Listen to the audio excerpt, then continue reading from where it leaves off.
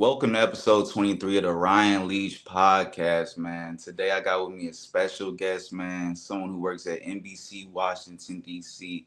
as a production assistant, man, a workaholic. If you on LinkedIn, I know you seen this man. He interviewing somebody, he going to an event, he going to a conference, man. He a workaholic, man.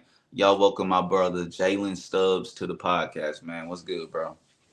Ryan, how's it going, man? How you living? Thanks for having me. I appreciate this. Um, like I said before, you and I, we're both workaholics.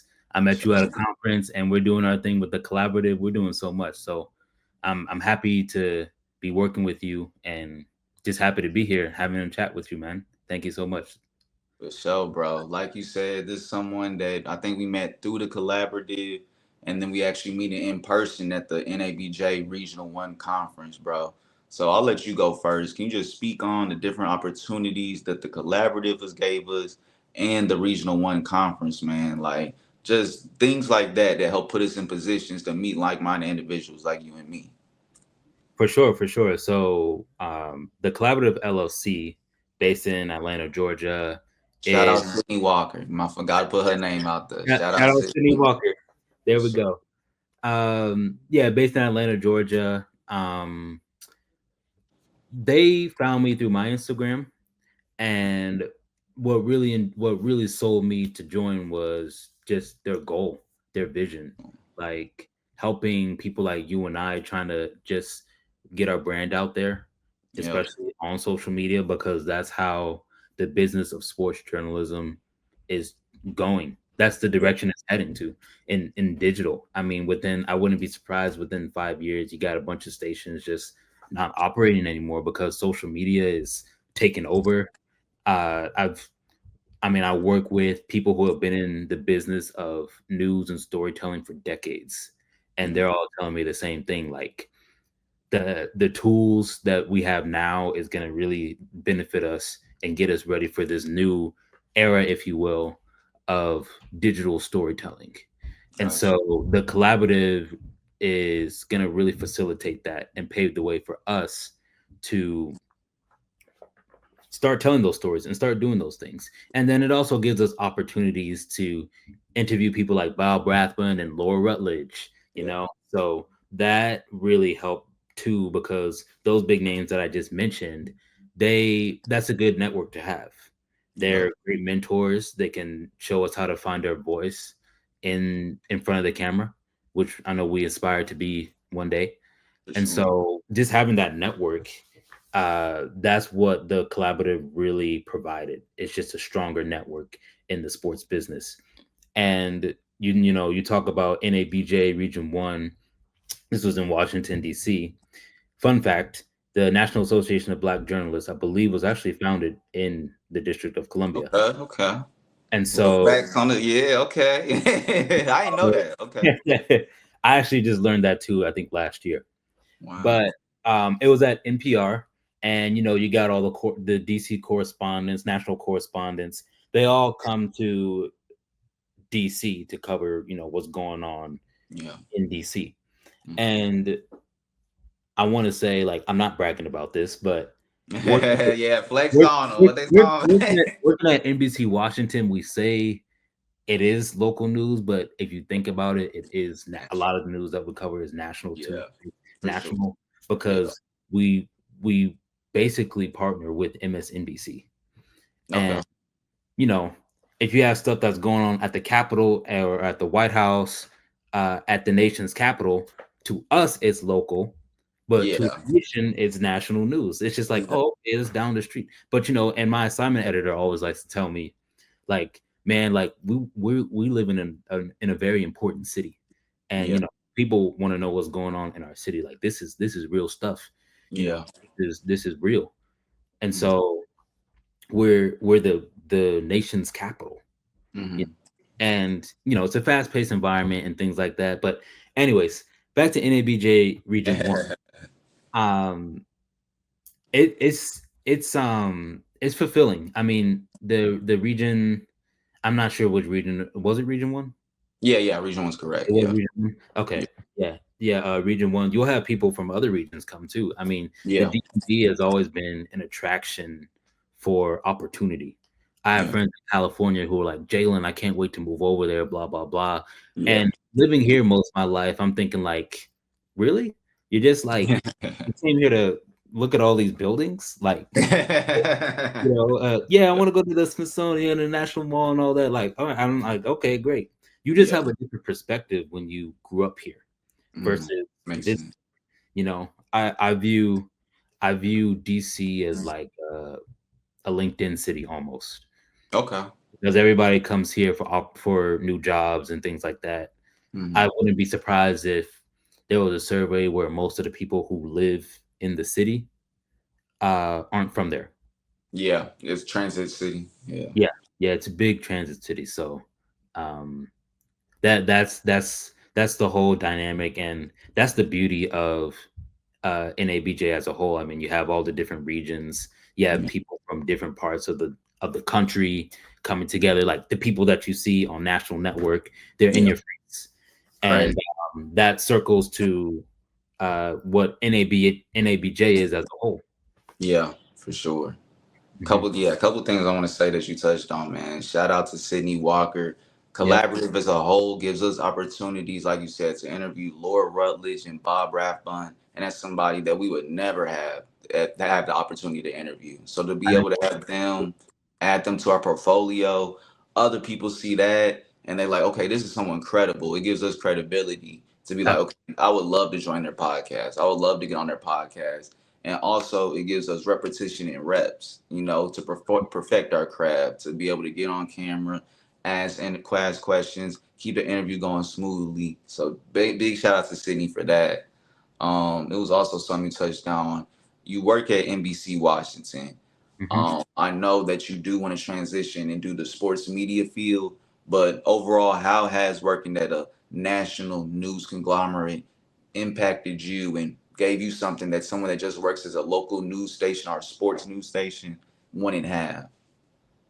Well, working at NBC Washington, the one of the main reasons I got the job was to pave the way for me to get to the next level of Hmm. working as a sports broadcaster, right? For sure. So at NBC Washington, working on a production assistant, the beauty of the job itself is you're exposed to all these resources, whether that's working on the desk, going out with a reporter, which is my favorite part, uh, Hmm. producing a show, writing a script, um, working the cameras here and there, very rarely, working in the control room. You get exposed to all these things, and then you really kind of figure out what you truly want to do. Got you. That's why I took the newsroom route because I went to George Mason University, Hmm. and George Mason, their school of communications is very small to keep it real with you. Okay. And I did, mind you, I wanted to go somewhere where I wanted to stand out as a storyteller, anyways. Hmm. But it all worked out because I mean, George Mason, it's not like Syracuse or Columbia or NYU. They don't have the same kinds of resources, but is what you make out of it. For And sure. that's sort of what drew me to NBC Washington because it's local, and Hmm. you learn everything about being in the newsroom. Hmm. Now, when I mentioned going out with reporters and putting together a real, like, that's my favorite part of the job Yeah. because it's helping me get those reps that you mentioned earlier For and sure. get that practice of build that confidence, if you will, For sure. uh, telling stories in front of the camera.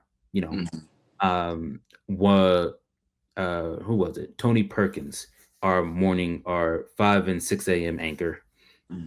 One trick he taught me was, when you're reading from a teleprompter, just imagine your audience right next to the camera or in front of the camera. Hmm. Okay. Imagine picture the audience you want. Yeah. You have control. You take control of how you want the story to sound, how you want it to look, Hmm. and all of that. And Okay. so that also comes with writing. And um, one thing I think about this role is it really helps you prepare to be a multimedia journalist. Okay. And I know you can do that in sports too, but like I'm just saying in general, it really prepares you for that because you learn again how to report, how to write, put together a show, things like that. All of that is what you're gonna need anyways as an MMJ. Yeah, yeah, yeah. One thing I learned, and I hear this from everybody, all the greats, is everybody is going to care about what you write more than what you say. Okay, Education, that education, everybody is going to care about what you write more so than actually what you say. When okay. you put something in writing, you have proof, right? If Yeah. you just talk about it, someone can act like, oh, I just forgot about that. I don't remember. But Mm, what we write as a producer, mm, on that goes on the teleprompter that the anchor projects yeah, vocally, that starts from what you wrote. yeah, yeah. So, and so, having that exposure is really a blessing, honestly. And For then sure.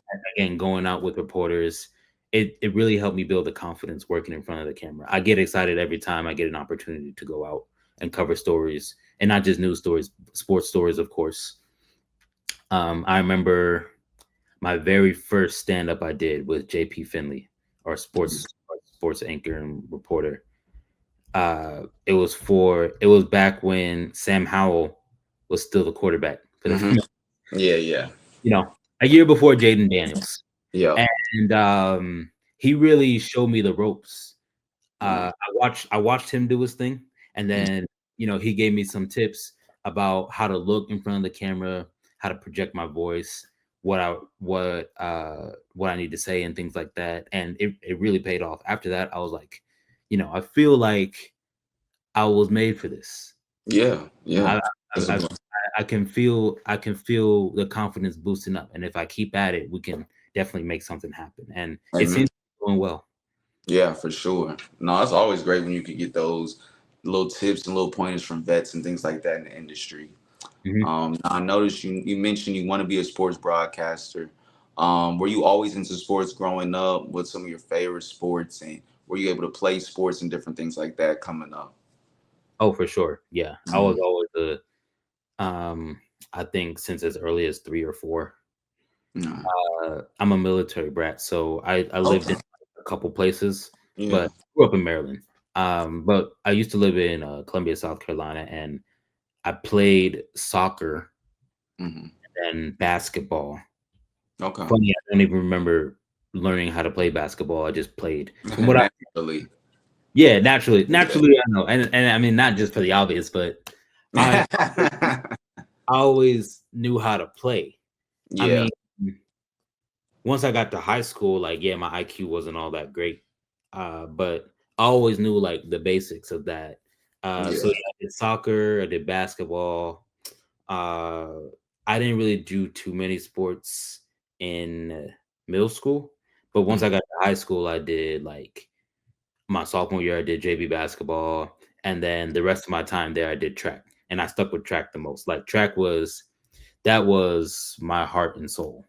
I Got loved I loved track and field, man. Like Ryan, let me tell you, you. my sophomore year, I did triple jump, long jump, and the sprints. Okay, you a jumper. Okay. Yeah. So the reason I knew it was a fit for me because even when I was playing basketball, Mm-hmm. I was the most athletic on the court. I'm You got just you was jumping I through the gym.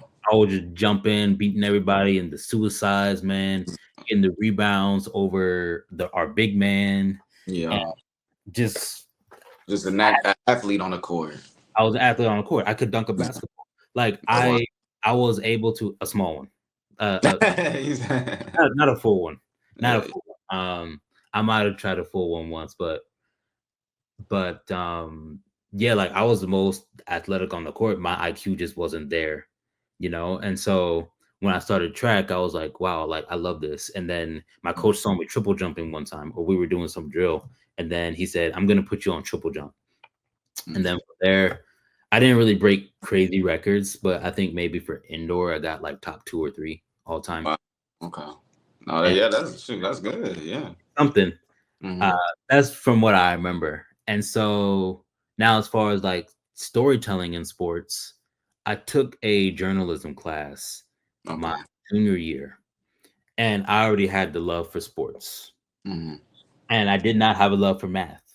Yeah. Yeah. So I was able to I can relate to that. put the two together, And then from there, I just took off. I mean, I did that for the remainder of high school, and then when I got to George Mason, excuse me, when I got to George Mason, I was the managing editor, sports editor, Okay. anchor, Nice. and I had a copy editor position too for our Mason Cable Network. And so Got I did writing and anchoring for our student media. you. Mm, And again, when I mentioned writing and speaking, they go together. And yeah. so that was always fun. I mean, especially with anchoring, I loved it. Hmm. It just came natural to me. Yeah. It just came natural to me. I mean, it helps you build character very fast. For sure. And I'm glad that they liked me too. I'm glad that they liked me too because they typically use they look for like people who really like to project their, I mean, not necessarily project their voice, but just have like Energy a and, presence, and an yeah. Mhm. energy, like a presence, in front of the camera. So that's good. And I was able to pitch a lot of sports stories for them. Nice. I was blessed to have a photographer at basketball games. So I covered all George Mason basketball, men's and women's. I was blessed to have a photog at the men's games because that really got me to doing like stand ups. That's when Hmm. I started doing stand ups. If you look at how they were now compared to what I do now, they're much different. Yeah. But it was a start. You got to start somewhere. Start where you gonna? Yeah. You gotta always start somewhere. So Yeah. I just asked my photog like, "Hey man, can you uh film record me doing this stand up for like, I don't know, 2 minutes, however long it takes, Hmm.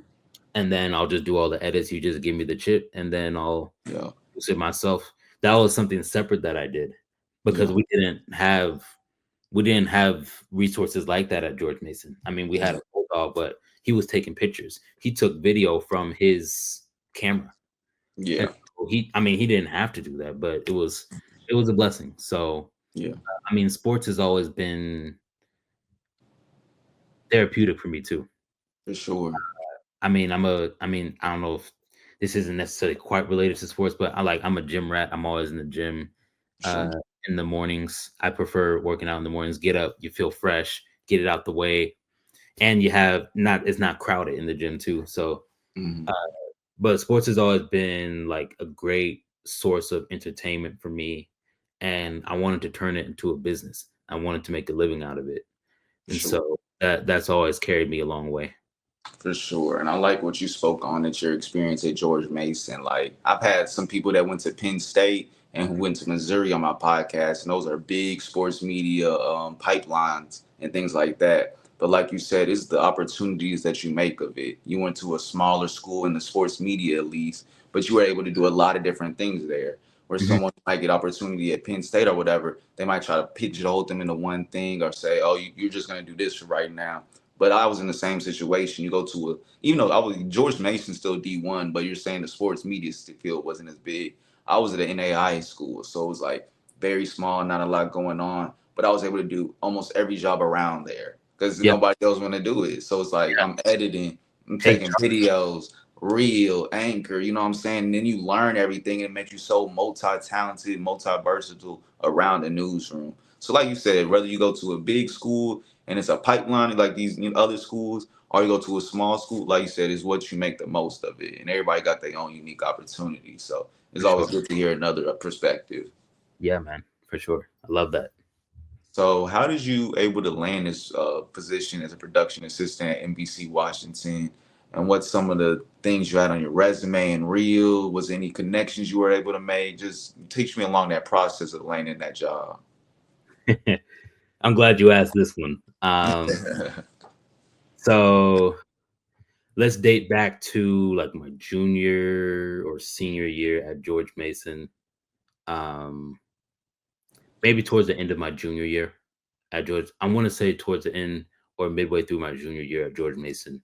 Mhm. They had a what was it? They had like a digital news internship.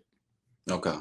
job opening on their NBC Universal platform.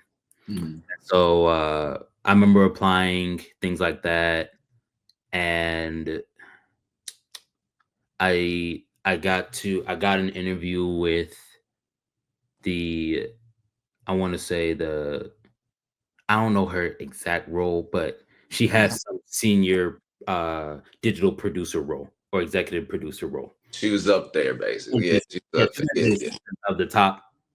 Yeah, yeah, yeah. Top of the foot. Yeah. yeah. So I think maybe two interviews with her, and let me see. I learned she was it was great conversations. Everything like the interviews were great and all that. I came up short about maybe like a handful of people. Uh, Mm-hmm. apparently, like hundreds of people applied for this internship. Wow. Okay. Students applied for it, and to think like to get the interview, she was telling me like, yeah, we had you like in the top 10 or something like that, but Wow. you came up short. It came up to a coin flip. So I was like, okay, you know what? That's the business. It happens. Yeah. Would still love to keep in touch. Mm-hmm. And so after I graduated with my finish after I finished up my undergrad, I reached out to her again, and then I asked her like, "Hey, do you guys still looking for any digital interns or things like that?" And she said, "I don't qualify anymore because I graduated. I finished my degree." I was an intern. Okay. But Yeah. then she directed me to the production assistant role. And then she Yeah. got me in touch with who was in charge of that. And then I got the interview with the manager for it, and then our news director at the time. And from there, it took about, it technically took me like 2 months to get it. Yeah. but, Just, but I think that was because they were going through a lot of transitioning things. mm, So it always takes time, and you can relate. I mean, in this business, like with yeah. hiring, it's either really quick or Yeah. really Yeah. long. Mm-hmm. And so, yeah, I interviewed or my current boss. I interviewed with her. She was very nice. I interviewed with my news director at the time. He was also very nice, but some of the questions he was asking was very complex. I was like, oh, Mm-hmm. you know what? I might be cooked. But thankfully, they took a chance on me, Sure. and from there, I got a call like, I'm hi Jalen, we're just calling because we want to offer you the position. And I said yes immediately. Well, Yeah. not immediately, but In it's your just head immediately. In your head, it was a in yes. my head, I'm like, yeah, Let's yes, start tomorrow. yes, Yeah. like, let's now, Yeah. yesterday, or Yeah. even yesterday. Yeah. Uh, Yeah. But it's just one of those moments where you kind of gotta let it sink in. Like, Mm-hmm. oh, I didn't know coming from, you know, writing for my school newspaper through George Yeah. Mason, and here we are. Like, I didn't think I could even get a job with NBC Universal Yeah. because, Ryan, I'll be honest with you, I probably applied for over 30 positions Yeah. just getting this job. I And believe. a lot of times it's not even just because you're not necessarily qualified. It's just like you have to do a coin flip, pick and choose, like choose which one, any meeny miny mo. But it was a huge shock. And then I noticed from there it was like the attention that I got from other people looking for jobs and just other people in the business in general, it was cool. It was cool. I mean, Yeah. I'm not like an attention seeker. Don't get me wrong on that. I'm not, but Yeah. it was cool to get recognized for that because you don't really see that many people like us in this business. Not at all. And so, I mean, from there, I started late October of 2023 Okay. was, I think October 30th, 2023 was my first day. And from there, I mean, like people were even asking my parents, like, how did Jalen get this job? Blah, blah, blah. Like Mm-hmm. that, like I didn't know like it was as big as a deal Nah. Yeah. Definitely. because, it's the top 10 markets. Mm-hmm. I mean, I grew up watching Channel 4, like with Yeah. Onion and Aaron.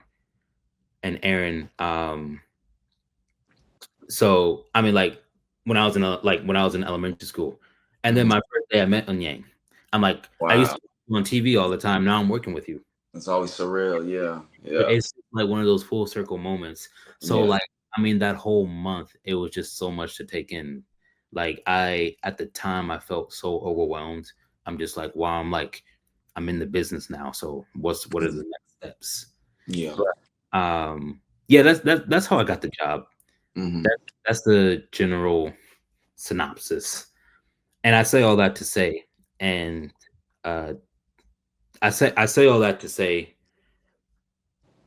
even if you get even if you don't get the job that you want immediately, Yeah. I'm Yeah. still looking for I'm still not entirely where I want to be. I Hmm. want to be in sportscasting. This is all like news and I'm doing everything else. Even if you don't get the job that you want immediately, Hmm. always stay connected because you Yeah. never know where that could lead. Yeah. I always imagine what my life would have been like if I hadn't sent that follow-up email. Man. That's all that's all it took. I don't even know if I'd be working at Channel 4 if I probably wouldn't be working at Channel 4 if I didn't send that follow-up email. Hmm. You have to show the people that you are actively pursuing a role that you want. Yeah. You Yeah. show them that you're actively pursuing a role, God will work wonders. Yeah. So, yeah. For sure, bro. I like your whole story that you just told. Like you said, you interviewed for the first position, you didn't get it, but you made such an impact on the lady that she was like, hey, you made it to the end. It is what it is, with hand foot, but we still want to keep in touch with you. And you still followed up with her. And you mentioned how you didn't get the first 30 jobs you interviewed for, but you got this one. All it takes is one person. And I can tell you, Yes. when you apply to these first 30 positions, did you get that recommendation from that other lady? Um I didn't know. I honestly I just kept applying for stuff, man. I, Yeah. So that's what I was gonna say. A lot of the times it's like our resume be there, but we don't be having that co-sign from somebody. We don't yeah. be having that one person to say, just look at this person. Because Yeah. half the time, bro, like you said, they getting so many resumes, so many internships. They don't They have the not time. looking at all that. I swear they not looking at all of them. But They're all not. it takes is one person to just be like, just look at his real quick. Look at theirs real quick. You know what I'm saying? So Yep. that's why I be telling people, it's like you could have the best resume, the best reel, but if you ain't got that one person to just be like, just check it out for them, look at them. Now that don't mean you still have to put the work in, because a lot of people be like, bro, just give them my name and just show them. Nah, you still gotta have, you still your resume still gotta be nice. You still gotta Oh, have a nice reel. You still gotta look the part. But it's about working all that up and then putting yourself in position to where it is. someone just gotta just look at theirs, and the work gonna speak for itself. So Absolutely. that's why I'm glad you brought that up. Cause the same thing for me. I'm applying to hundreds of jobs. I'm getting to know. I'm getting to know. I just reached out to one recruiter. No, I reached out to a lot of recruiters, but one recruiter reached back out to me, and she was able to put that in front of somebody. So it's like Yeah, that's all you need sometimes. You just need that one person. Just be like, check this out real quick. that's So what it yeah. is. Mm-hmm. And I don't even think I remember applying for the job through LinkedIn or anything. Yeah, I think it was just like it was all like through email from what I Wow. remember. They just asked for my resume and then boom. Um Actually, fun fact, I think it was my junior year at George Mason. I met one of the reporters at this uh virtual conference call. Mm-hmm. I'm telling y'all, he always working. Amy, Y'all, he always at a conference. Amy Cho. It was yeah, yeah, yeah. Yeah, Amy Cho. always. It was Amy Cho. Mhm. And so like when they did the whole introduction and everything, she knew like right away who I was. And then when we met in the newsroom, like she screamed my name across the room. Like it was a funny experience. Yeah. But yeah, yeah. Conferences Yeah. also gonna help. When you meet Yeah. people, say like, hey, maybe put in a good word for me or something like that. Mhm. Depending on how well you know them, you Yeah. never know where it could go. Yeah, for sure, bro. Now let's transition this to the NBA draft, man. Took place last week, Wednesday and Thursday. Mhm. Now you are a Wizards fan. I know you from DC, from the Maryland area, but I don't know if that's necessarily your team per se. I wouldn't Not much to cheer for. I don't blame you. It the ain't much. look. I cover the team. Yeah. I've covered the team. I've Mhm. covered the Mystics. Yeah, Um, they look good. Yeah, they do, yeah. I mean, I've covered the Wizards, but you know they got some work to do. for sure, for But they're sure. a young team too. They're a very young team. I think after John Wall left, it kind of just went downhill. Oh Like yeah, I used yeah. to be, I might get in trouble for saying this. I used to be excited to go to Wizards games. Man, yeah, it I used to be it's a little era right there where they was good. there was a time where they were pretty solid, and you know Mm-hmm. they had a like they were one of those high marketing teams in the East.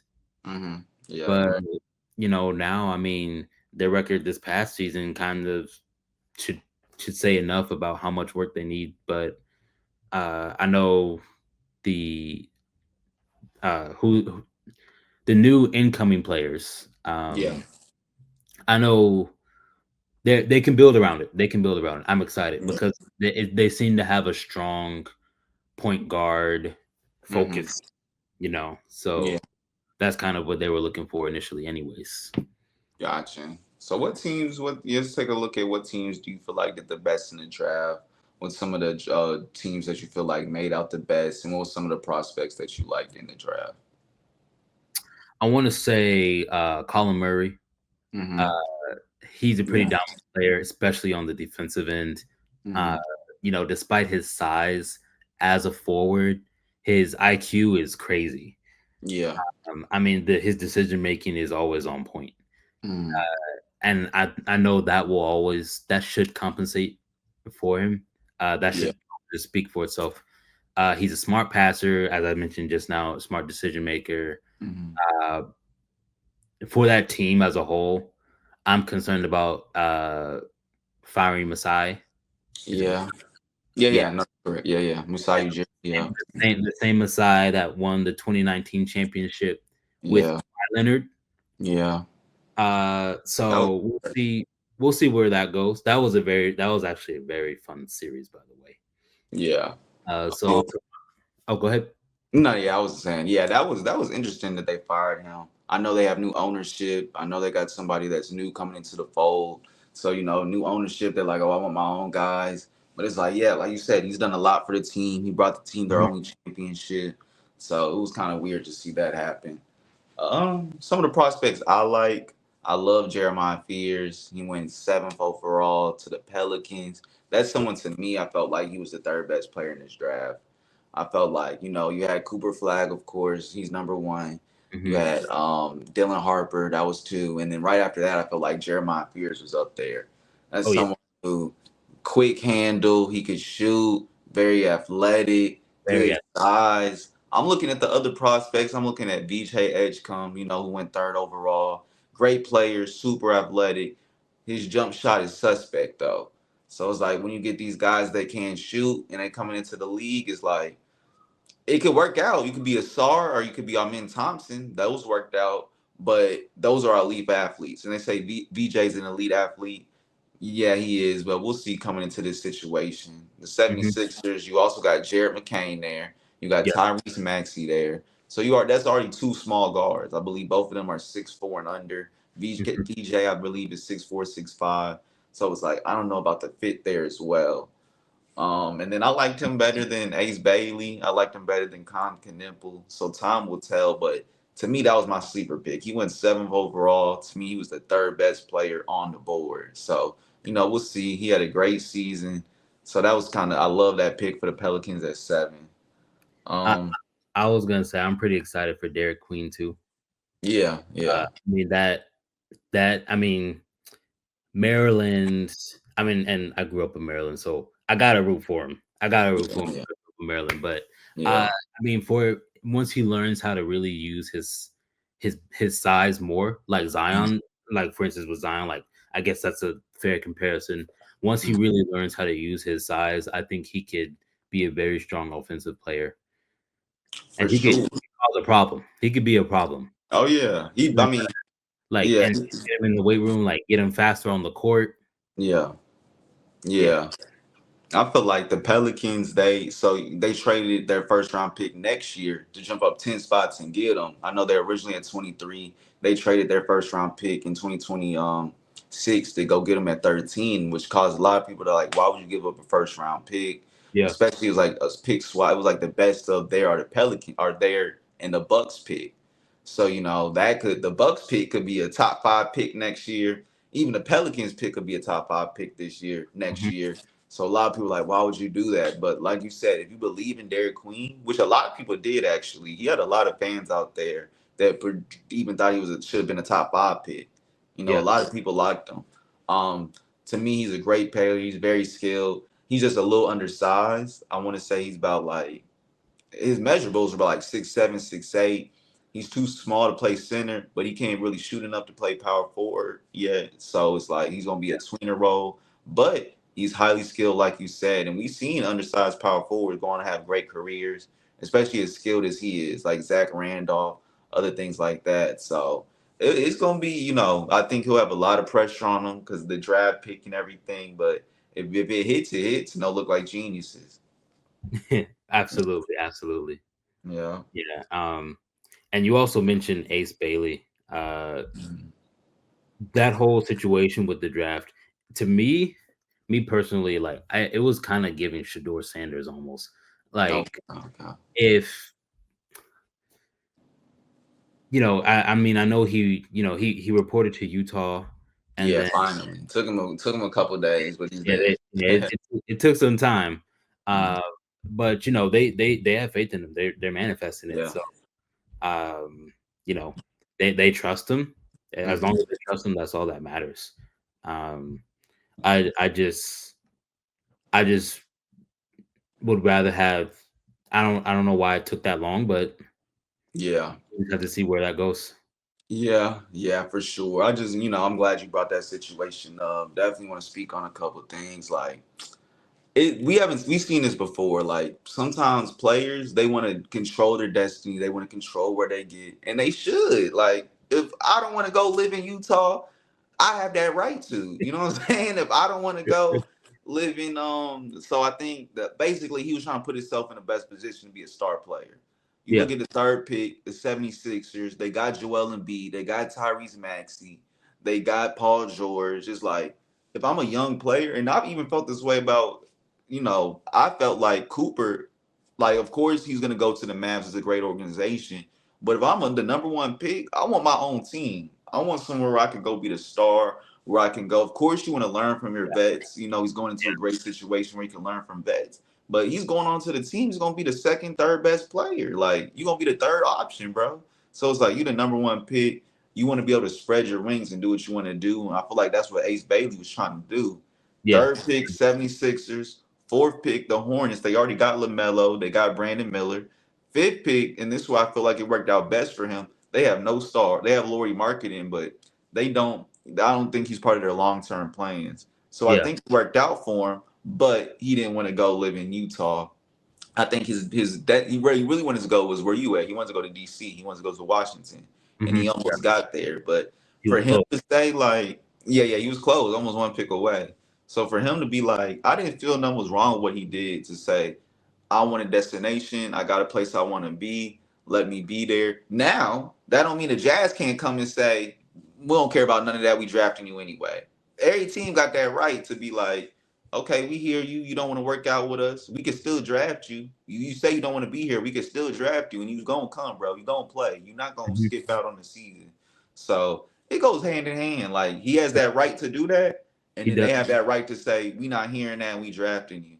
But Yeah. yeah, a lot of the hate he was getting, I wasn't feeling. I'm like, why he got to go some? Like, if he has that right to do what he wants to do, and he can try to control it to the best of his ability. Now, if it don't work out that way, you got to be professional. You got to lace it up and say, hey, you drafted me, I'm gonna go play. So I feel like it is what it is. Both parties, he ends up going to a great situation. Jazz got their Mhm. stars, so hey, I feel like it worked out for both parties at the end of the day. They'll make it work. They'll make it work. And another thing, I think these draftees have to understand is like these teams that are picking you up, they weren't the best that season. Yeah. They were like the lower. They were on the lower end. They weren't like the Lakers. They weren't Yeah, they're not like good Celtics. team. They weren't like OKC. They Yeah. weren't like Golden State. They weren't those big. They weren't like the Timberwolves. I mean, Mm-hmm. when Yeah. you have the better teams aren't going to get like the earliest picks. Yeah. I mean Yeah. that's just been the tradition of the league, anyways. Yeah. Yeah. So hey, suck it up, bro. At the end of the day, I feel like you're gonna like the situation. It's gonna work out. So just go there and be a star. You in the position where you wanted to be the star on the team, and go and do what you got to do, bro. For sure. Other than that, the draft, I felt like it was an overall good draft. Hmm. Um, some surprises, some trades. Suns traded up a couple. Suns traded up. They got Malawatch, and they traded another pick to get Mark Williams, which is interesting.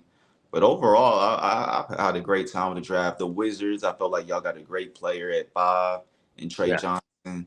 Yeah. I'm a Texas guy, so I watched all his games, and if you this draft was so good. If you look last year, he probably would have went first overall. Honestly, over Risa Shea, over Sar, who I never liked. So yeah, it's like Trey Johnson's a great player to get at 5. Overall, I think this draft will go down as like you'll look back, you're like, I only think, like I said, I don't think it's 2 stars, maybe 3 with Jeremiah Pierce. I think it's only gonna be about 3 stars. But if you look back at the draft 2, 3 years from now, you're gonna be like, it's gonna be a lot of great role players like Yeah. Malawatch, Trey Johnson, Conker Nipple. I feel like it's gonna be a great role player. So it's like looking back, it's gonna be a great draft going forward. Yeah. Definitely. Um, let's definitely get to some of the moves before the draft, as in the Rockets landing Kevin Durant finally for the 10th pick in the draft, and Jalen Green along with Dylan Brooks. So I know it's been about a week now. Yeah, it's been about a week. So what were some of your initial thoughts on that trade? I just want my initial thought when I saw that trade, the KD trade, was I asked myself, is he gonna do something in Houston? What's he gonna do for Houston? I'm Mm, not I'm not I'm not judging, I'm not being critical towards Kevin Durant. I think he's one of the greatest players in the world. sure. But people like to talk about LeBron hopping teams. Yeah. But the thing about LeBron is he gave him a championship. Yeah. Every team he went to, he gave him a championship. And then Yeah. you have KD, who went to more teams than LeBron did. Yeah. And This so is number 5. yeah, Yeah. yeah, number 5. And Okay. so that's why I was wondering, like, okay, I mean, and I'm only saying that because I love LeBron, but Oh, I'm with you. That's my guy. that's why I'm wondering, like, okay, he went to 5 teams. Every time he went to a team, we knew what the intentions were. I mean, you remember when he was with Yeah. the Nets, Yeah. you saw that starting 5. Yeah. That was They was supposed to win one. massive. That squad was crazy, man. Yeah. Uh, like we saw that. I'm like, okay, is this the All Stars or what? What are we Yeah. It was here? crazy. It wasn't like the intentions were clear, and Yeah. everyone made the joke. All this to beat the oldest man in the league.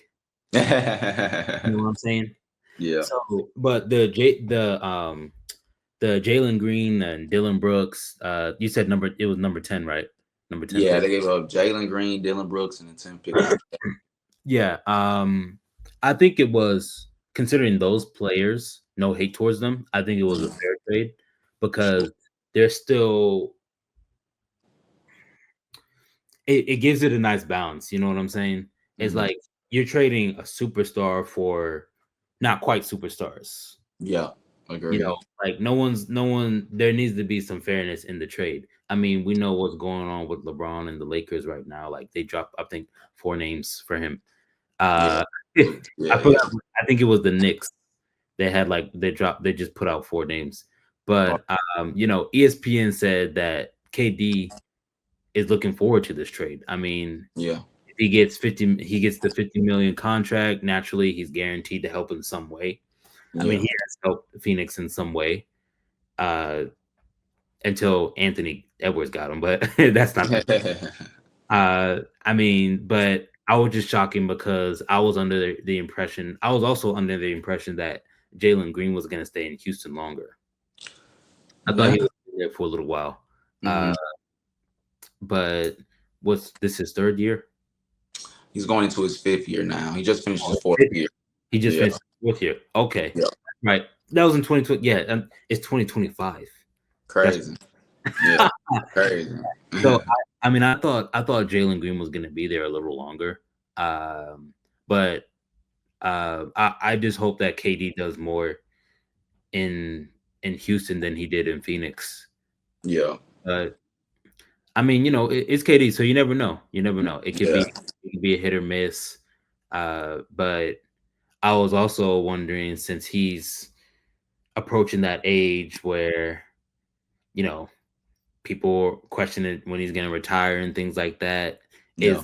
Is this the end game team for Kevin Durant, or Man, or is he gonna get traded again? Is he gonna go into free agency after the first year here? Or, what's the deal? I mean, I think the when he was in Golden State, that was that was really great for him and all of Golden State. for I sure. think when he was in Brooklyn though, that's whenever I was side eyeing him a little bit because I'm like, is there any fairness in here? But we could also say that State. We Exactly. could say that about Golden State too, but it Yeah, just wasn't like as stacked offensively as Brooklyn was. Golden yeah, State, it was more balanced. You had three superstars and then two solid defensive players versus Brooklyn all offense. So yeah. you got high scoring games. I think that's how the Mavericks were a few years ago. When actually no, yeah, when Kyrie was traded to the Mavericks. Hmm. That's what it's giving right now. Yeah, So yeah, I mean we'll see what he does. I'm excited. I'm still happy for him though. I'm very happy for him because obviously it still goes to show his presence in the league for sure. that they're willing to give up, like you had the 10th pick and then Jalen Green, Dylan Brooks, like these teams still want KD. Yeah, They you still still got see him, value. Yeah, they still see the value in him. And, yeah, that's what I respect. I have to respect that. for sure. I love what you first said. Like, I felt like, yeah, we definitely got to look at KD a certain type of way. Like, this is your 15, bro. And I feel like, ever since he left Golden State, he's had a very interesting career. Obviously, like let's just address this. Kevin Durant is, like you said, one of the greatest players of all time, top 12 to 15 player, top 10 player to even somebody. But we just can't. That ship has sailed on him and LeBron. We can never compare them legacy wise. Bron is 10. Bron's done way more than KD, and I Yeah. think the ship is also sailed on Steph Curry. They won before you, bruh. They won after you, bruh. You haven't done anything since. You haven't made it out to even the conference finals since you haven't been with the Warriors. Yeah. Now this is when I'll throw KD some bail. You go to the Nets situation.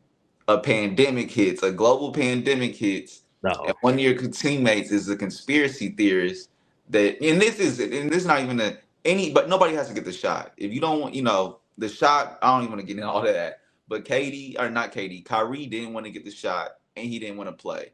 So the season went to trash. The year before, they Yeah. all three were ready to hoop, and then James Harden gets injured. He messes up his hamstring. They still go up 3-2 on the Bucks. They about to beat the Bucks. And I then remember that game. Oh my god. yeah, and then Kyrie injures his ankle the game Oh before, my and goodness. then KD his toes on the line. So I will give him grace with that. Like that whole Nets tenure was just like, you look back, you're like, what happened? Yeah. Like you were definitely like you said, on paper, you looking like, okay, at least one ring minimum, 2 to 3 really, but one ring minimum. But then you look at everything that happened, you're like, yo, this is the worst luck imaginable. So I do feel for KD in that sense. He definitely should have had some rings there. I think so. Yeah. Yeah. Then you go to the Suns. I feel like the Suns messed up when they traded DeAndre Ayton and that Yes. trade for Nurkic. Like you Yes. got KD, you gave up a lot for KD. You gave up Cam Johnson and Mikal Bridges. But Ayton okay, took them to cool. the finals in 20 in when to the against Hmm. the Bucks. 2021, yeah, 2021, yep, against the Yeah. Bucks. So you gave up Mikal and Cam, cool, but you still got Chris, you still got Aiton, you still got D Book, you still got Durant. So you like, okay, like y'all still got enough to win a chip. The next year, they get eliminated in the second round. Chris Paul was hurt, and then Aiton, he just wasn't giving an effort that you like. Hmm. Rather than saying, "Hey, let's work with this young fella, let's get his mind straight, let's use our vets," you trade him for Nurkic. Like that's what that doomed No, everything. Then no, you let Chris it was boom. Paul. I want to say you traded Chris Paul as well. So it was just like it just handled it real bad. You got the stars, but y'all just didn't surround them to with what they needed. Devin Booker and KD was a bad fit overall. Kevin Durant, his whole tenure was there.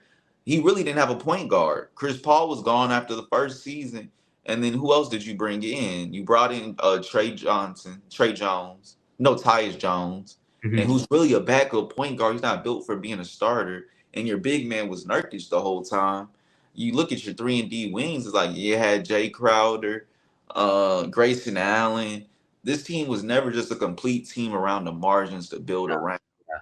So it's like, I feel for KD. You weren't you demanding these trades and you going these places and it's just not working out. But you got to take some of the onus on that. You're supposed to be an all-time great, and you Hmm. only have 2 rings from when you went to Golden State and teamed up and make the greatest team ever. Yeah. So I think this Rockets tenure for him is the most important part of his career. And it's crazy to say because he's 37, but this is your legacy right now, bro. And I think he's gonna retire with the Rockets. I think he's gonna sign a 4 year because he has 1 year left on his deal. I think he's gonna sign a 4 year extension and end up retiring with them. Maybe he'll sign another deal after that. But I think this will be his last stop. But it's like you have an opportunity to come to a team that's very young. They just got eliminated in the first round the last year, so Hmm. nobody can say you ring chase. Nobody can say you jumped on the bandwagon. Nobody say you got in this hot. But you Yeah. got opportunity to lead these young pups to a ring, and you Cool. gonna get all the credit, bro. Steph not gonna get it. Steph won't get it. Draymond it's gonna go to you, They bro. all get it. It's all Yeah, you he gonna be Finals MVP. You gonna be the man. all of So it. They you'll all have opportunity to finally get that ring, but not just have it as the. So this is huge for KD. I feel like this is big for his legacy. And go ahead, bro. I hope that like you said, this is hopefully maybe he could do it. Maybe he can. I will want that for him. I will Yeah. want that for him. Those younger players are gonna look up to him. And like Yeah. you said, he's gonna take all the credit. You're not gonna be at any super team like you've Yeah. been in the past. Um, I mean, when he was at OKC, he could have taken all the credit too. Yeah. Yeah. Uh, He could. but it hasn't been the same since Mm-mm. since he left because every other team was always a super team except for maybe Phoenix. I mean, you had Chris Paul, but I mean, other than that, I mean, Mm-mm. had it been Phoenix, they He would would have. have got a lot of credit for that too. Yeah. Yeah, yeah. He would have gotten all that credit as well. So yeah, this is opportunity, man, and like this a young team, so it's not just one time year to win it. I think they got a runway for like 2 3 years.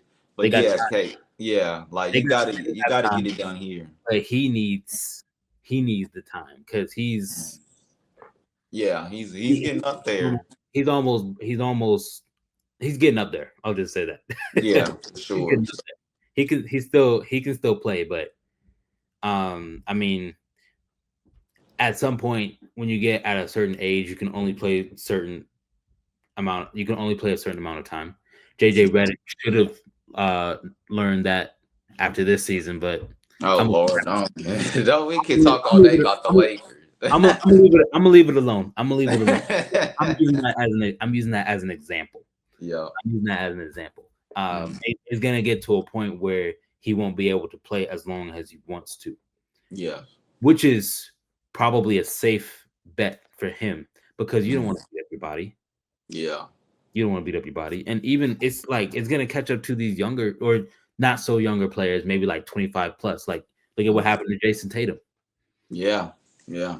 So yeah, and I mean Anthony Edwards beat himself up. I think that one game, I forgot which game. I think it might have been game Yeah, 3. messed his ankle up a lot. Yeah, Yeah, but I mean he was able to bounce back yeah, he because was he's younger. Like as it gets to a point where if you're playing too long and you're not taking care of yourself, and the older you get, the harder it is gonna bounce back. for sure, for sure. So, but I I like what I'm seeing. I like what I'm seeing with Houston. I like what I'm Yeah. seeing, and I love the point that you made about carrying a younger group of men to Mhm. the finals. So Yeah, hopefully they could do something. I got them right up there with the Thunder. They'll be in the mix. I'm not saying they'll win it, but I do believe they'll be in the mix. yeah, Now let's transition to another team on the Eastern Conference that made some trades that might be going the opposite direction. We've seen Jrue Holiday get traded for Anthony Simons on the Celtics. What are your some initial thoughts on that, and where do you think the Celtics are necessarily going with this trade? I think the Celtics lost a very solid defensive player, one of the Mhm. best defensive players I've seen in the past few years. For I mean, sure. Drew Holiday, he has knowledge of the game. He has knowledge Mhm. of the game. Um, I don't think this was the best decision by Boston, to be honest. Okay. You know, he played such a huge role in his championships. Yeah. Yeah. Last year when they won last year, and I Mhm. didn't think he'd do it. I didn't think he'd do it, but he proved me wrong completely because Mhm. he wasn't like those crazy guards. Like I just look back to when Kyrie was with Boston, and I was thinking like, okay, is Drew gonna pull this off? Like, what's he? But he did. Yeah. He He did. did. Mhm. And same thing when he was with Milwaukee all those Yeah. a few years ago, and that was probably one of the my favorite finals of all time that I've ever watched. It was a Coming, great final. they were down 2-0. Hmm. Giannis did his thing with defensively. That block on Aiton, it still Yeah. gives me to this day.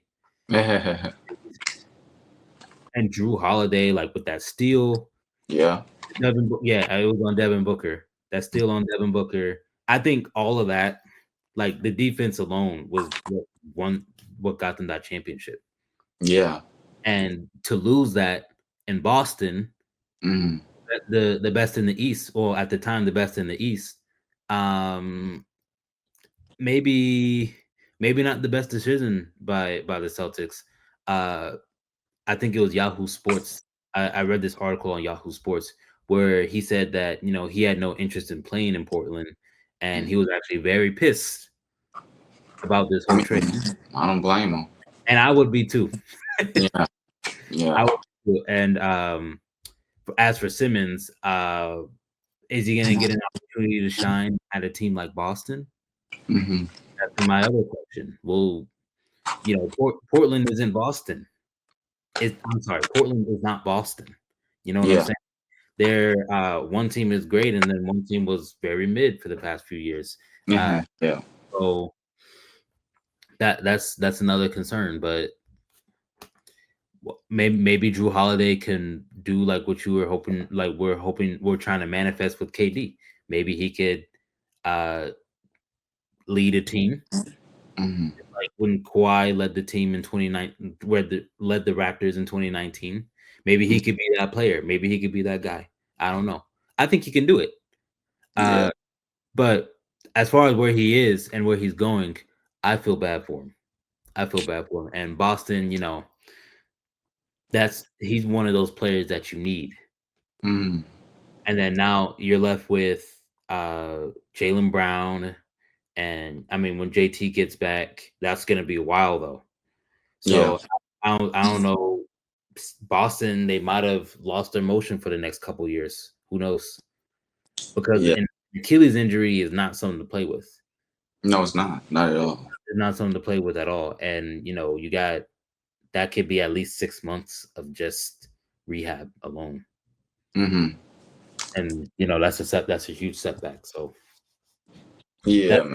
it's a huge turning point for that franchise. But they're also Boston, so they may find a way. They're very sneaky. They've always been a very sneaky team. So all of what I just said may not even work. I mean, may not even happen anyway. So who knows? Yeah. I feel like it was definitely a financial decision. Yeah. Celtics is coming under new ownership. And they were approaching that second apron for I want to say the second or third straight year. So everybody knew coming in, we got to break this team up. We gotta. There's no reason for us to be in the luxury tax, and we're not going to be a serious team. Tatum is gonna miss all of next season, so it's like we're not gonna compete for a championship, but we have the highest payroll in the NBA. So it's like So something's they got want to to use that give. to their advantage Yeah, and it's like something's decisions, got to give. those economic decisions. Yeah, so it's like we not getting rid of Tatum. JB, I heard they've been getting some calls from him, but they haven't wanted to get rid of him. And same with Derek White. So that leaves the two odd men out, Drew and Porzingis. And I Hmm. feel like Derek White, I feel like it's safe to say he's better than Jrue Holiday right now. Defensively, he does the same stuff as him. He might even be a better defender than Yeah, Jrue at his age. at his And age. he shoots way better than Jrue. So it's like, we're not getting rid of Derek, so Jrue, you got to go. And Jrue, I mean, you can be mad all you want, but he got paid a 4 year, $160 million contract a year ago that you had no business getting, bro. Like you shouldn't have got that contract. You did come and you were a key part to the Celtics championship. I don't think they win that without him, and they paid you handsomely for it. But no other team was gonna pay you that contract. So it's Yeah. like you got 160 million, and then now it's like you handicapping our team now because you getting Tatum and Brown are the highest paid players in the league. Hmm. Derek White got a bag. Everybody got a bag after they won. Now that's cool. Everybody gets a bag, but when it's time to come pay that, we can't keep all of y'all. We And can't keep Porzingis too. We can't have a starting five all making 30 plus million. So they, you got to give. And Jrue, you were just the odd man out. Now as far as what came back with it, Simons, I feel like the Celtics were in a position where it was like everybody in the world know we got to get rid of Jrue. Can we get something back for him at least? So you get a young player who coming off on an expiring contract. This is last year on his contract. So it's either you could shop him at the deadline to if you don't want to sign him. So basically, I think their plan is they're going to keep him for half the season, and they're going to get to the deadline. It's like, can we see ourselves re-signing him and him being a key part of our team? hmm If so, let's work out a contract extension. If not, let's put him on a trade block and see if we can get a return for him and see another team that would want to trade for him. The hmm interesting part to me is another part is the Blazer perspective. It's like, why would you get rid of this young player unless you just totally don't believe in him? I know he's a bad defender. He's a great 3-point shooter, but he's a bad defender. And I know the Celtics, that's something they feel like they could coach him into. Like, hey, we got defensive culture here, we'll get him right. But if yeah, I'm the Trailblazers, it's like last year we had a decent season. We showed a lot of promise. We finished about 10 games under 500. It's like, why are we not building on that? Maybe you do feel like building on that. Maybe you feel like Simons isn't a key piece of that and you hmm want to get rid of him. So maybe that's what they believed in. But that was kind of shocking to me on the Trailblazers aspect. But maybe they want to build around Sharp. They want to build around Klingen. They want to build around their other young players and they just didn't see Simons as a part of that. So hey, it is what it is at that time. they do have to coach him. They do have to coach a young player because a team like Boston, that sounds like a Boston thing to do. Mm-hmm. Whip Mm-hmm. him in the shape. Just Yeah. and if what you say is true, they got to get on that like sooner than later because honestly, like half a season, that's not enough time. Mm-hmm. That's Yeah. not enough time to really build into a team. Yeah. That I mean that just leads to disaster, more Yeah. disaster for the other players trying to coach a younger player. And then if they trade and then they get a new player, they got to repeat back to the drawing board. Yeah. Yeah. So So I think it's a gap year for the Celtics. Even, free agency, they lost Cornette. They might lose Horford. So I think it's a gap year. It's like, let's get our books right. Let's get our taxes right. And let's get our money right. And then let's go make a run in the next year when Tatum gets back. So it'll be interesting to see. Um, So now let's just transition. Let's do a little closeout. I know we're running on the hour now. What's your next project, bro? Where can we find you at? I know, like you said, I know you always working. You a workaholic. You always putting some things out, interviews, working with the collaborative. So first, drop your Instagram, your portfolio. I know you got a website where people can find you at. so my Instagram is at JBOYSTUBBS. J Boy Stubbs. This is my last basically J Boy and then my last name. Yeah. I have a website, jalenstubbs.com. Mm, I have a Twitter. It's Jalen Stubbs underscore. And then on LinkedIn, you can just type in my name, Jalen Stubbs. yeah. My next big project is with the Impact Learning Institute. It's just another program I worked with in the past, Okay. and I actually just got to visit them a couple weeks ago in New York. Mm, And it is for my podcast. It's a couple things. Uh, the first is on my show. I'm gonna have a special guest. I don't know if I could say who it is just yet, keep it but low for right now. Y'all I just tune might have to in. keep it low. But Yeah. just know, it's a big name in Okay. NBC. Oh wow. Okay. Okay. She was a sportscaster. I Wow. might have already just Ooh, I got a few guesses you myself. She probably you currently there as a sportscaster. and she was a sportscaster at NBC Sports, and she used to work at NBC Washington. Okay. Oh, you done gave it Um, away. so I might have given it away, but yeah, I don't want to just say the name just yeah, yet. yeah, yeah. But I'll keep everybody posted about it. But That's yeah, what we keep call a teaser, y'all. A teaser, man. yeah, just a teaser, something to be excited. So that's gonna come in like mid-July, and then there's a possibility I might be taking my show to uh Vegas Wow. for something related with the summer league. Oh, nice. You trying So for the summer the league? That's what's up. Yeah, so it might be in collaboration if I can go in person. If not, I'm probably just gonna do like a virtual live stream event with Impact Learning Institute as well. So we'll Mm, see how it all goes. We'll see how it all goes. yeah, But keep an eye out for those, especially the NBC sportscaster. So yeah. You got a busy summer, bro. Get into it. yeah, man. Yeah. I'm always busy. And so I wish I could make it to NABJ this year, Mm, but I'm wishing you all the best, Ryan. for sure. And Yeah, congratulations to you on becoming an ambassador for and sure, representing ESPN over there. brother. That's huge. That's huge, honestly. And people are gonna look up to you, man, because we need people like us in this business.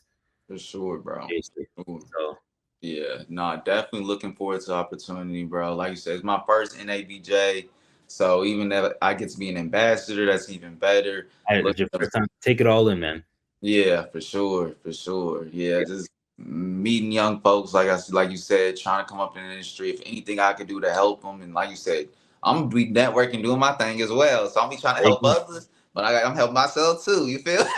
Yeah. Feel me? Got like a Yeah. both. And you're gonna be by all the executives and the CEOs, the people who actually make the decisions. So you're gonna have that access. For sure, So I'm super excited for you, man. for sure, Congratulations, bro. Ryan. Yeah, appreciate that, man. Appreciate you coming on, man. Thank Like you I for having said, me. This is yeah, two workaholics, man. All we know is work. All we know is get to it. You gonna see us somewhere someday, man. Just know someday. that. Yeah, Believe someday, that. man. And Believe this is that. where it starts right now. You know what I'm saying? Mhm. Success is never an accident. It's this thing that you build day in and day out. And I can tell you that the two people right here, we building it day in and day out. And we putting in, getting the work every day. We clocking in, we clocking out. We we doing something to get better every day. So Amen, man. appreciate you having me on the appreciate you coming on the Iron, podcast and iron sharpens iron. You for know sure. what you do all the time, and I'm just like I'm inspired by it, man. For I'm sure, inspired bro. by your work ethic and the impact you're making in this business. So I appreciate you for that, man. Same to you, bro. Same to you, bro. Like you said, we gotta keep going. Iron and sharpens iron. You scroll LinkedIn, I see you putting in work. I see Dylan putting in work. I see Devontae putting in. I'm like, let me get in there. Let me know. Let me call somebody up, man. Let me do something. Like you said, so we just make everybody better, bro, all the time. For sure, man. For sure. Thank you, So, Ryan. bro, Appreciate you, man. appreciate it, man. Episode 23, we out, man.